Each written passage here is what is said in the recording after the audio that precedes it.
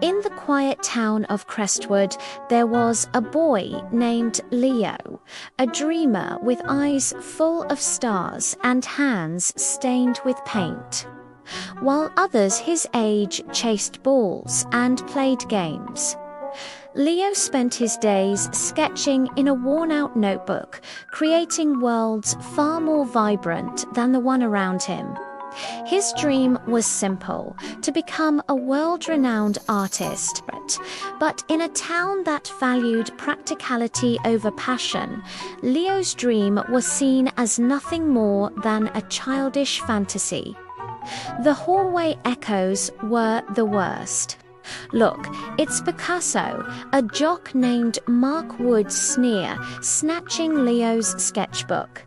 His friends would gather around, roaring with laughter as they flipped through pages filled with fantastical creatures and surreal landscapes.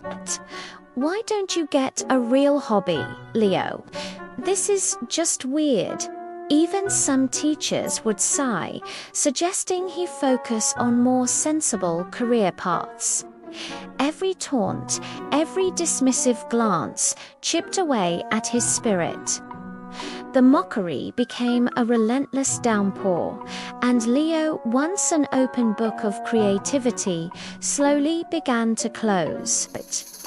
He started drawing in secret, hiding his art from the world that refused to understand it. Years passed, Crestwood stayed the same, but Leo didn't. He left for college, and the town largely forgot about the quiet boy with the sketchbook. The once bright spark in his eyes had been replaced by a quiet, intense focus. He'd traded his colorful pencils for digital tablets and code. He realized that if people wouldn't appreciate his art on canvas, maybe they would on a different kind of canvas, one that lived inside their minds. He delved into neuroscience, psychology, and virtual reality, merging his artistic vision with cutting-edge technology. His new dream was far more ambitious and far more private. One day, a mysterious new gaming experience swept the globe. It was called Erebus, an immersive virtual reality world, so realistic. It blurred the lines between the game and life itself. It promised to bring your deepest desires to life, but also your greatest fears. It was addictive, revolutionary, and hailed as a masterpiece of digital art. Millions were captivated, including the residents of Crestwood. Mark, now a mundane office worker, was one of its biggest fans. He and his old friends would spend hours plugged into Erebus, living out the exciting lives they never had. The game was beautiful, a digital paradise, but soon things started to change. Subtle glitches appeared.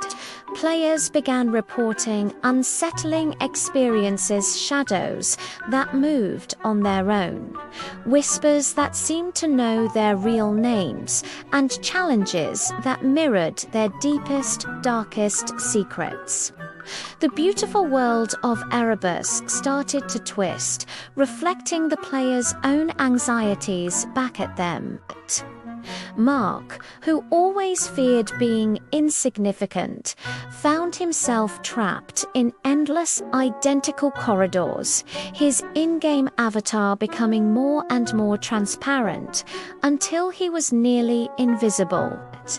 His friends faced their own personal nightmares.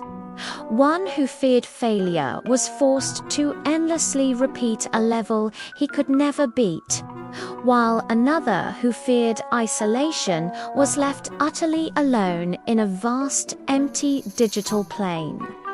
Panic spread through the online community. Who was the creator of Erebus? The developer was anonymous, known only by the pseudonym The Architect. Rumors flew, but no one could trace the source.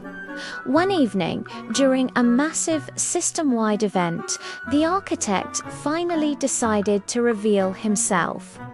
A message appeared on every screen inside Erebus. It read, "You laughed at my worlds on paper. Now you are living in one. Do you find it weird now?" Suddenly, on the virtual sky of the game, sketches from an old, worn-out notebook began to appear, the very same fantastical creatures and surreal landscapes that Mark and his friends had ridiculed years ago. A chilling realization washed over them. The architect was Leo.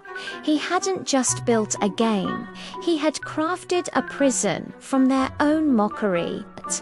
He had become their nightmare, a digital ghost haunting them with the memory of the dreams they tried to crush.